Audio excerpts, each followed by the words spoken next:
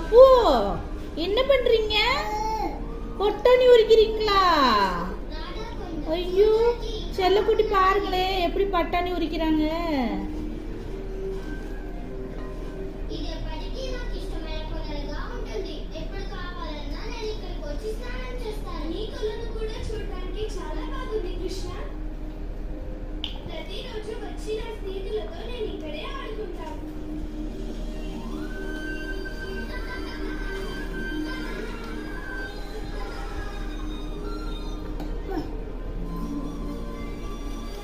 எடுத்து உரிச்சு போடுங்க பப்பு. பப்பு எடுத்து உரிங்க.